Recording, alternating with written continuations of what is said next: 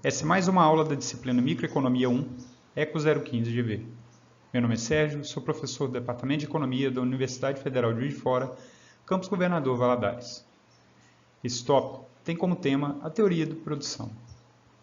Nessa aula, serão abordados a produção com dois insumos variáveis e retornos à escala, possibilitando assim o entendimento sobre a estruturação da produção no longo prazo. Ampliando as análises realizadas na primeira aula sobre produção, a questão principal desta aula é: o que ocorreria se todos os insumos fossem variáveis? Quando todos os insumos são variáveis, estamos analisando uma situação de longo prazo, haja vista que podem ser alteradas combinações entre insumos mais eficientes. Essa alocação mais eficiente pode ser devido à utilização de tecnologias mais apropriadas, ganhos de escala, dentre outros. Na tabela 6.4, retirada do livro do Pindyck e Humberfeld, são apresentadas combinações de insumos e suas respectivos resultados de produção. A primeira coluna traz as diferentes quantidades de capital utilizadas, enquanto as demais colunas são referentes às quantidades de trabalho. Ambas quantidades variam de 1 a 5 neste exemplo. Por meio das combinações entre linhas e colunas, é possível localizar pares de insumos que resultam quantidades produzidas. Exemplo: empregando uma unidade de capital e uma unidade de trabalho, obtém-se 20 unidades produzidas. Outra informação relevante é que algumas combinações de insumos resultam na mesma quantidade produzida, apresentando a flexibilidade e ou disponibilidade de diferentes tecnologias de produção. Um exemplo desse fato são as combinações de 5 de capital e 1 de mão de obra, 3 de capital, 2 de mão de obra, 2 de capital, 3 de mão de obra e 1 de capital e 5 de mão de obra, em que todas elas resultam na produção de 75 unidades. Dentre as possibilidades para a produção de 75 unidades, temos que a produção pode ser intensiva em capital, K, como exemplo temos a combinação 5K mais 1L, intensiva em trabalho, em que temos a combinação de 1 capital e 5 trabalho, além de outras possibilidades intermediárias. Para representar graficamente as diferentes combinações de insumos que resultam na mesma quantidade produzida, utilizamos a isoquanta. A isoquanta apresenta a flexibilidade de produção por parte da firma. Para que diferentes quantidades produzidas sejam representadas no mesmo gráfico, utilizamos o mapa de isoquantas. A utilização do mapa de isoquantas é muito relevante para as tomadas de decisões gerenciais, haja vista que, por meio do mapa de isoquantas, podem ser selecionadas combinações de insumos que minimizem custo, maximizem lucro ou outra alinhada às estratégias da empresa. É válido ressaltar que, à medida em que maior quantidade de insumo é utilizada, sua produtividade marginal tende a reduzir, ocorrendo assim a diminuição marginal dos retornos dos insumos, fato que será melhor entendido ao longo desta aula. Na figura, é apresentado o mapa de isoquantas. Nele estão dispostas 3 isoquantas, Q1, Q2 e Q3, referentes às produções de 55, 75 e 90 unidades, respectivamente. É válido ressaltar que, à medida em que se afastam da origem, as isoquantas representam maiores quantidades produzidas.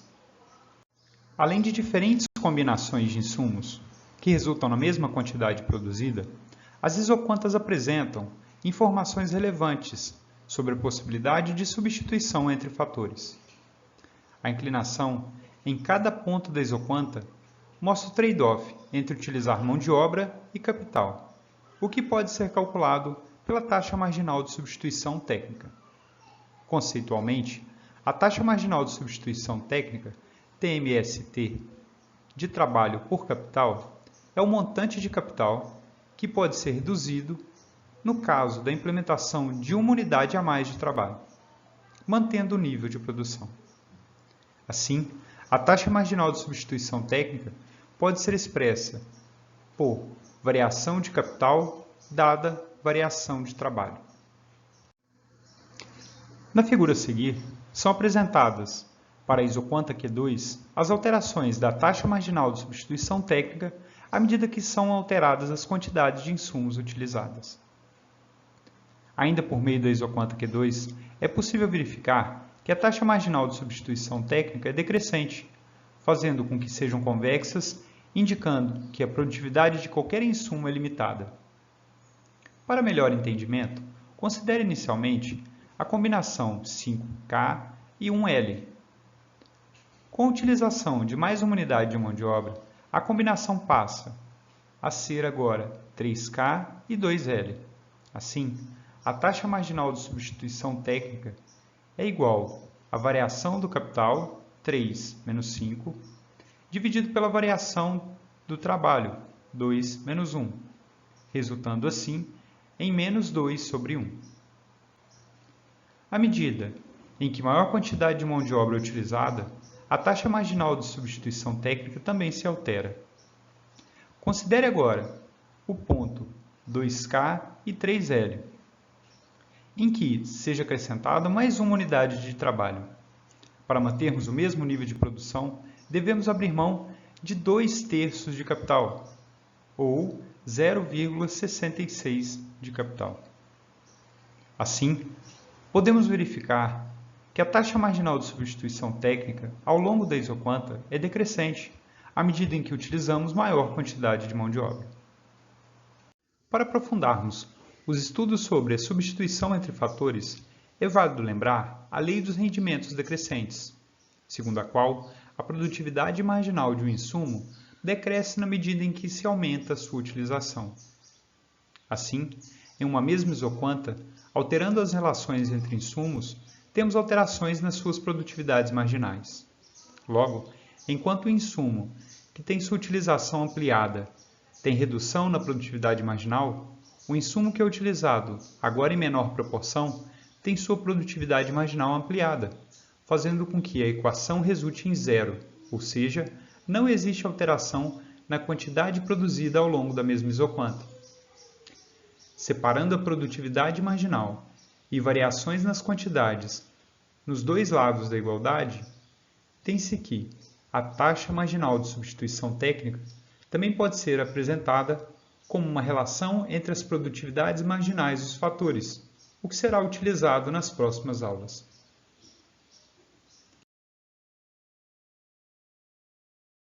Existem casos especiais de funções de produção em que não possuem a taxa marginal de substituição decrescente ao longo da isoquanta. Dentre estes casos especiais, analisaremos as situações em que os insumos são substitutos perfeitos e situações em que os insumos são complementares perfeitos. Os insumos podem ser considerados como substitutos perfeitos quando a taxa marginal de substituição técnica é constante ao longo das isoquantas, ou seja, possam ser realizadas substituições entre eles em quantidades fixas. Um exemplo poderia ser o de uma confeitaria que pode alocar seus recursos para contratar cozinheiras, para bater as massas de bolo ou utilizar batedeiras elétricas. Considerando que uma batedeira elétrica faça o mesmo serviço com a mesma qualidade que 5 cozinheiras, independente da quantidade a ser produzida, nesse exemplo, tem-se que a taxa marginal de substituição técnica é constante, igual a 1/5. Já em alguns casos, os insumos são complementares perfeitos, ou seja, apenas quantidades proporcionais devem ser utilizadas para o aumento da quantidade produzida. Como exemplo, podemos citar uma confecção de roupas que utilize máquinas que necessitam de costureiras, na proporção de uma costureira por máquina. Assim, caso sejam compradas máquinas além do número de costureiras, essas não serão utilizadas, não contribuindo assim na quantidade produzida, ou seja, possuem produtividade marginal igual a zero. O mesmo fato ocorre quando o número de costureiras é maior que o número de máquinas. Neste exemplo, para que ocorra a expansão da produção, devem-se empregar combinações fixas de insumo na proporção uma costureira por uma máquina. Caso contrário, as quantidades além dessa proporção não serão utilizadas e, consequentemente, não contribuirão na quantidade total produzida. Apesar de, no curto prazo, geralmente a capacidade de investimento da firma ser limitada por fatores internos, tais como capital disponível, fase do produto, entre outros, ou fatores externos, tais como legislação, disponibilidade de insumos, no longo prazo, a firma deve buscar a melhor forma de produzir. Uma possível mudança a ser considerada é a escala de produção. O termo escala remete a tamanho, considerando o aumento da utilização de todos os insumos, mantidas as proporções e tecnologia utilizada. Para analisar qual a melhor escala para determinada firma, utiliza-se a análise sobre os retornos à escala. Os retornos à escala medem a taxa de crescimento da produção, dado o crescimento nos insumos, podendo apresentar assim retornos crescentes, constantes ou decrescentes à escala. Os retornos crescentes de escala acontecem quando o produto cresce mais que o dobro, quando a quantidade de insumos é duplicada. No gráfico, considerando as isoquantas, cujas produções são, respectivamente, 10, 20 e 30 unidades, pode-se perceber a presença de retornos crescentes à escala, haja vista que, dobrando a quantidade de insumos utilizada, de 2K e 5L para 4K e 10L, a produção mais que dobra. Na realidade, ela mais que triplica. Já os retornos constantes à escala é a situação na qual a duplicação da quantidade dos fatores de produção dobra a quantidade produzida. No gráfico, considerando as isoquantas, cujas produções são, respectivamente, 10, 20 e 30 unidades, pode-se perceber a presença de retornos constantes à escala, haja vista que, dobrando a quantidade de insumos utilizadas de 2K e 5L para 4K e 10L, a produção exatamente dobra, passando de 10 para 20 unidades produzidas. Por último, os retornos decrescentes à escala ocorrem quando a produção não atinge o dobro, quando a quantidade de insumos é dobrada. É válido ressaltar que os retornos à escala não necessariamente são uniformes ao longo de todos os níveis de produção. Também, os retornos de escala podem variar entre empresas e entre setores. Os retornos crescentes à escala estimulam o crescimento das empresas nos setores. E temos como exemplo postos de gasolina, indústrias siderúrgicas e indústria automotiva. Já em contrapartida, alguns setores apresentam deseconomias de escala ou retornos constantes à escala, tais como padarias e serviços médicos. Com o objetivo de fixação, sugerimos a seguinte atividade. Utilizando as funções a seguir, responda: as funções apresentam retornos crescentes, constantes ou decrescentes à escala. E a outra questão é o que acontece com a produtividade marginal de cada fator, em separado, no caso do crescimento deste, mantido o outro constante. Antes de iniciarmos as resoluções, é válido relembrar o conceito de retornos à escala, que é relacionado aos resultados da produção devido ao aumento na quantidade utilizada. Para realizarmos as análises com relação ao tipo de retorno, assumiremos que sejam dobradas as quantidades utilizadas de insumos na função de produção inicial, que chamaremos de Q0, dando origem a uma nova função de produção que chamaremos de Q1. Como Q1 utiliza o dobro de insumos da função Q0, tem-se que, para a letra A, Q1 é igual a 3 vezes 2L mais 2 vezes 2K.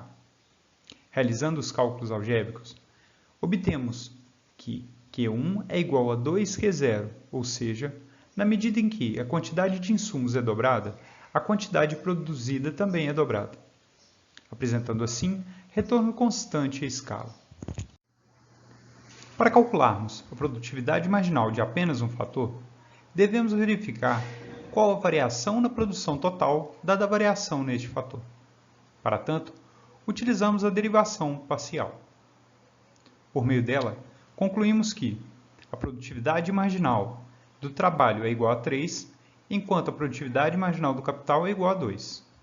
Tal resultado significa que, à medida em que a unidade a mais de trabalho é adicionada, a produção é aumentada em 3 unidades, e que a adição de mais uma unidade de capital resulta no aumento de 2 unidades de produção total. É válido ressaltar que, apesar de, neste caso, o insumo trabalho L ser mais produtivo, para verificar se a implementação da produção deveria ser por meio da implementação de mais trabalho ou capital, deve-se considerar os custos de cada um dos insumos, o que será abordado a partir da próxima aula. Já a função de produção da letra C tem-se que a quantidade produzida é igual a 3 multiplicado por L multiplicado por K ao quadrado. Analisando os retornos à escala, tem-se que, dobrando as quantidades de insumos, a nova função de produção será Q1 igual a 3 multiplicado por 2 vezes a quantidade de trabalho multiplicado por 2 vezes a quantidade de capital elevado a 2. Resolvendo essa equação, temos que Q1 é igual a 8 vezes a quantidade inicial 0. Ou seja, a nova função de produção, Q1, é igual a 8 vezes a função de produção inicial. Tem-se que, ao dobrar as quantidades de insumos, a quantidade produzida agora é aumentada em 8 vezes, apresentando assim retorno crescente à escala. Para calcularmos a produtividade marginal de apenas um fator, devemos verificar qual a variação da produção total dada a variação neste fator. Ainda na questão da letra C, utilizamos a derivação parcial da função de produção Q é igual a 3Lk ao quadrado. Como resultado, temos que a produtividade marginal do trabalho é igual a 3K ao quadrado e a produtividade marginal do capital é igual a 6Lk. Nessa questão, temos um resultado muito interessante, além de mais realista do que a questão anterior. Nela, tanto a produtividade marginal do trabalho quanto a produtividade marginal do capital são dependentes da quantidade de capital já utilizada. E a produtividade marginal do capital é também dependente da quantidade de mão de obra utilizada. Tal resultado será melhor compreendido nas próximas aulas. Abordados os temas relacionados à possibilidade de combinação e ampliação dos insumos, a próxima aula dará início às análises considerando os custos dos fatores e a disponibilidade para investimento por parte da firma. É válido ressaltar que este material tem como objetivo auxiliar no entendimento do conteúdo da bibliografia básica, não tendo como objetivo substituí-lo nem simplificá-lo. Desejo a todos bons estudos e até a próxima aula.